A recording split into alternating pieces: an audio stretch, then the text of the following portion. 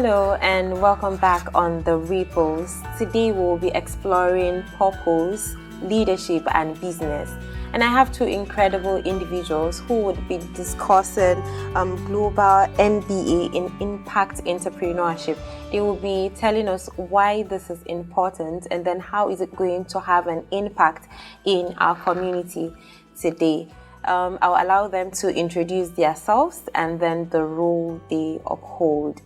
Good day, Ma. Good day, sir. Thank you. Yes, so I will start with the Dean. If you can just introduce yourself, sir. Good day. I'm Yusuf Ahmed Mohamed Kani. I'm the Dean of the School of Business and Entrepreneurship and at the American University, Nigeria. I'm Ms. Sophia Issa Ahmed. I'm the Global Lead on the Global MBA in Impact Entrepreneurship and the Faculty of School of Business Entrepreneurship in the American University of Nigeria, Adamawa. Okay, thank you so very much, ma'am, for joining us. Thank you so very much, sir, for joining us. So yes, diving into it today, I would start with Ms. Sophia. So global MBA in Impact Entrepreneurship. We want to know, with the global education moving increasingly online, why bring this program physically into the Northeast here in American University? Well, this is a very good question to start with. And in a very concise answer, learning is not effective in isolation. And it's very important. In fact, we know that and online learning is convenient. But when you talk about impact entrepreneurship, it's about interaction. It's about practical. It's not about only theory. So we need to have that interactions, interactive classes, whereby you see real case studies, you interact with your peers, you have more engaging interactive sessions than just an online Zoom course platform. Yeah. Okay, so you spoke about bringing in real life experience. So how do you see this making impacts on the people that will be partaking in this course? Yeah, thank you. You see, entrepreneurship is about almost a daily life activity. And some people love to make money out of what they love most. Yeah. So it doesn't have to be just buying and selling, which we've gone beyond that. So when you talk about impact entrepreneurship, it's about making impacts in people's lives. In as much as you're making money, you're also changing lives of people. So that's why it's interactive, and that's why people are involved. So that social environment, the economic environment is very key in impact entrepreneurship. So we need to know how do you interact with each other and how you can take it forward. Okay, and let me just allow Ms. Sophia to take a breath. I think I'll come back to the Dean. So then Kani, talking about the global MBA in Impact Entrepreneurship. Now, how can we compare this to other international MBAs? Because we know we have others, but then how can we compare this to others? Good day. Thank you for having us on Ripples. The Master of Business Administration has been a program that has been initiated in the 60s by the Americans in American universities. And it has now become one of the integral programs in all business schools around the globe. The MBA is, let me call it the conventional MBA, is designed for employees, managers, not only those who studied business administration, but you have, in most MBA classes around the globe, you will find that the students are from different fields and different sectors. With my experience teaching MBA in the last 10 years around in different countries, you'll find that majority of the students in the class are actually employees, managers who are engineers, pharmacists, medical doctors, from the arts, who studied agriculture, dentists, and so on. The gap is they are experts in their field, as medical doctors or engineers or teachers or administrators, but they lack the knowledge and skills of management. At one stage of our careers, you will find that you become head of department, you'll become a supervisor, you'll become a manager, you'll become a vice chancellor, you'll become a general manager of a hospital or an engineering firm. And you'll find that what you are actually doing is management. And you might be a good medical doctor, you might be a surgeon, you might be a pharmacist. Then you find that, okay, I'm now playing a different role, which I have no knowledge or skills. For me to become efficient and effective, I need what? The knowledge of management, so that I'll be able to manage this organization more effectively and more efficiently. That's why MBAs attract professionals from different spheres of life and different fields of knowledge. The difference between the conventional or traditional MBA, which has been run in different universities around the globe in business schools, and the global MBA in Impact Entrepreneurship is that the global MBA in Impact Entrepreneurship is a professional master's degree which is targeted towards training entrepreneurs who want to start a business, or who have started a business for 2 or 3 years, or who have started a business for more than 3 years, who want to scale up their business. But they do not have the basic knowledge of entrepreneurship in starting and scaling up business.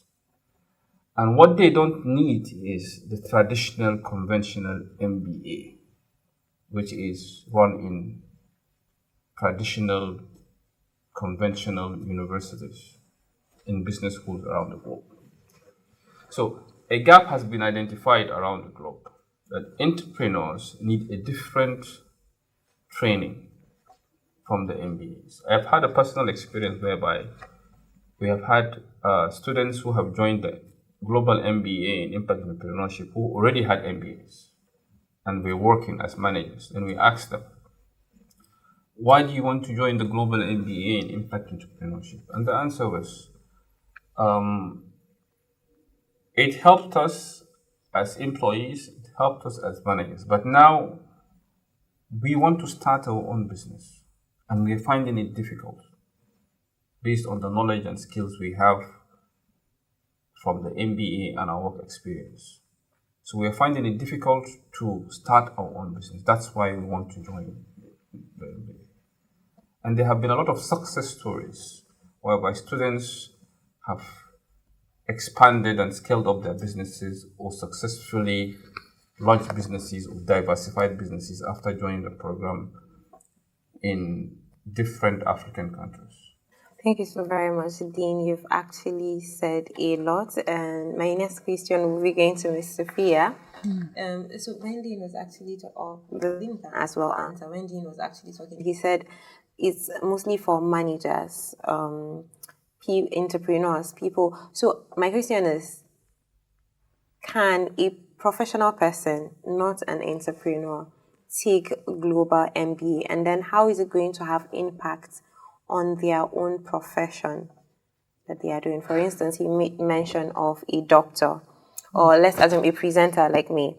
Can I take a global MBA, and then how is it going to have impact on what I do? So when you talk about professionals taking global MBA, sometimes some professionals want deeper learning from the traditional MBA, and sometimes they want to retire into creating their own businesses. So they're trying to transit into entrepreneurship.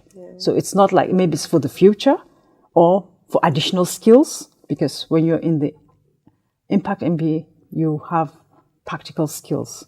So it depends on their vision, it depends on their intention, what they really want to do in the future. Some people get prepared while they're still running their profession. They want to transit into entrepreneurship. Entrepreneurship. So it's basically about entrepreneurship, but some people have the vision to go into entrepreneurship after their professional jobs. Okay. Yeah.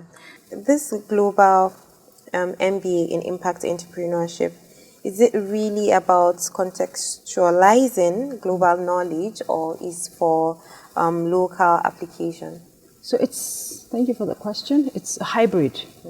So we're coming in with international global knowledge, and that's going to meet local knowledge too. So it's a hybrid. So when you see typical MBAs internationally, you find that students or Nigerians go out of the country, they learn MBA, they learn the skills. When they come back, there's a disconnection. Yeah. Because we have a completely different environment.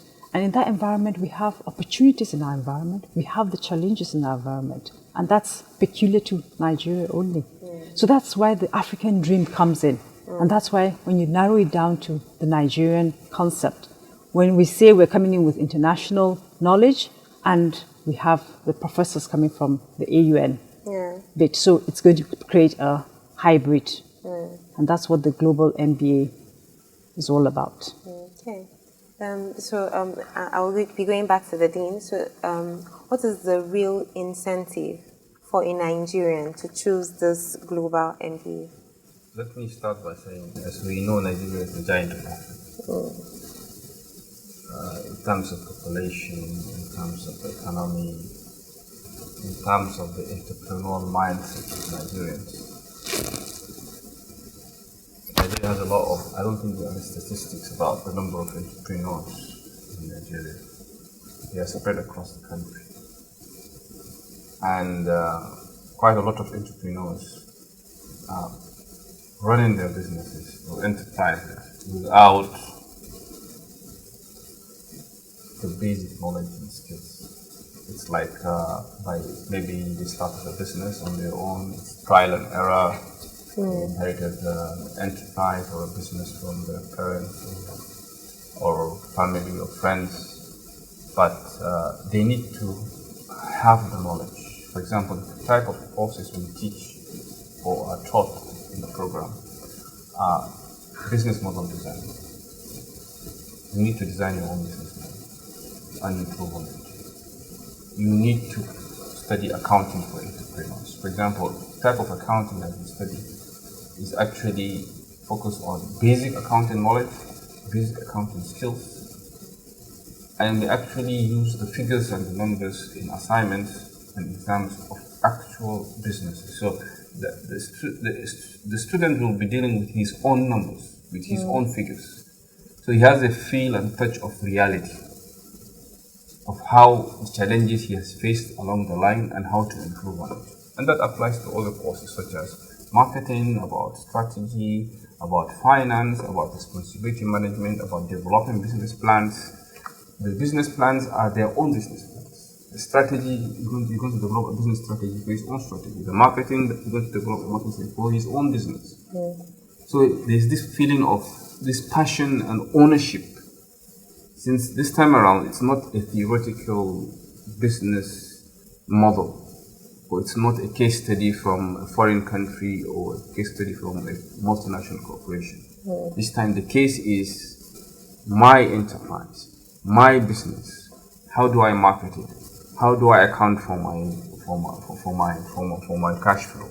How do I get finance? How do I come up with a business strategy? How do I develop a business plan? How do I improve on it? How do I pitch my business plan to investors to get finance? So you are going to be face to face with reality. And as I've said, over the years, we have seen success stories of our alums from different African countries who have scaled up their businesses and diversified their businesses within Africa and outside Africa. And they have generated employment for thousands of people, and they have contributed to different GDPs of different countries. So this is what I can say is one of the distinctive factors that it's going to address the need of entrepreneurs in Nigeria. You mentioned that we know that in this part of the world there are a lot of people that are into business and probably did not have the background that is now entering class and then hearing, okay, this is how you should go about this. Is there a way that these people can come and say, okay, I want to do this, but then I don't have the background. Maybe I don't have even the degree for me to get enrolled into an MBA. But if there is not, now how does the undergraduate's degree now prepares, or it's open for people that are into business that would really want to or are interested in this global impact entrepreneurship? As I mentioned earlier, it's a master's degree. So the basic requirements for admission to the program is a first degree in any discipline. It could be agriculture, it could be English, it could be medicine, it could be dentistry, it could be engineering. A bachelor's degree or a higher national diploma, which is HND from the Polytechnic, which is the equivalent of a degree in the Nigerian educational system. So it's a master's degree. So the basic entry requirement is a degree in any discipline or field, a recognized university or polytechnic or degree awarded tertiary institution in Nigeria or from any overseas university. Okay, thank you so very much, Green. Ms. Sophia, we would also want you to touch on your students now, undergraduate students, about how ENT, that's entrepreneurship, is it just limited to people in business, or it's open for everyone? And then is it just about the theories, or there is more to it to prepare students on how to go about business after school? So thank you very much. And it's an interesting question. Why? Because the whole mission of this university is bordered around entrepreneurship. Why? That's where we're heading towards. So when you come into this university, the number one course that is compulsory for everybody is ENT 101. That's Introduction to Entrepreneurship. And interestingly, I enjoy taking that class because that's a class that everybody is taking, and you build their skills, you build their knowledge. So that first year is about the knowledge, the basic knowledge in accounting, the basic knowledge in management, how they can they understand what entrepreneurship is all about. So they learn the basic skills of entrepreneurship. And it builds the foundation for them to even makes them wonder, oh, it's not only about law. And I keep telling them, you might have a career in law, but when you finish law, you finish your law school, you might decide you want to open a law firm. And the law firm, it's not going to, it has to be managed. So how do you manage it? You have to have skills in management, as Prof said. So you have to have those skills. If it's management skills, if it's accounting skills. Then you find out that you're a doctor and you finish medical school and you probably come from a family of doctors and you have a family clinic and probably you just get absorbed into your family clinic and you have to run it. Probably your father is now aged and deciding to retire. So what happens? You're going to take over. So how do you manage the business? Yeah. So technically it's a hospital, but it needs to be managed. And that's management. There'll be finances. There'll be HR. And how do you manage all that? You have to pay salaries. How do you know people are not going to pilfer into your... How do you stop taking? Yeah. You bring in drugs into the clinic. You have to store them. How do you do your stock taking? All that is under business management. Yeah. So whatever, I keep telling them, whatever, don't think this is just a compulsory course because you're forced to do it. No, it's something that will change your mindset. And I always tell them that don't think you have to reach the final year of university before you start deciding what you want to be or who you want to be or what career you want to be. No, it starts from the very first year. And when you're in that very first year, that mindset, that's what gingers up the mindset. So when you finish the first year, you've learned all the basic skills. You move to the next level. Yeah. And that's where you apply what you've learned in the field. So as a course. Yes, as a course. Yeah. So that's called ENT 201. So what you've learned in ENT 101, now you practicalize it in ENT 201. And so you're even given money. You win. You have to go through a business plan, of course, and a business model. Then you have the finances, and you run your business in a practical, very practical. And that's something I have to say is a thumbs up for AUN. Why? Because most universities don't do that. Yes. So is it the university that is funding that business? They give you as a stipend to run the business and see, are you going to be able to make profit or are you going to lose? So, and it's very interesting because you see them. There's a pitch session whereby you compete and with your business plans and you pull it out, and whoever wins, and afterwards we divide them and they're able to go into the field. So it's very interesting because they are the ones doing it by themselves, and you're only guiding them as a faculty. Okay. So, and that's why the AUN mission as a development university and how the entrepreneurship course becomes very compulsory for everyone. Thank you so very much, Ms. Sophia. I don't know if you have any last words to say to other students or people who would be interested in the global MBA. Is there anything you want to say to them?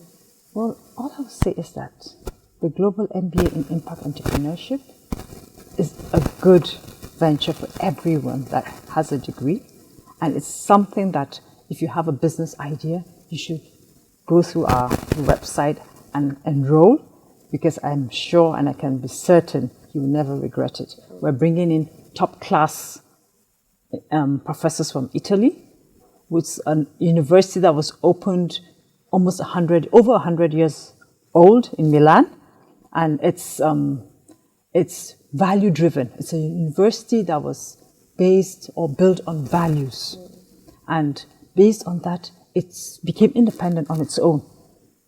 And that's an old university that's still solid. And they have gone into 21 African countries, including Nigeria. So we're the 21st country now.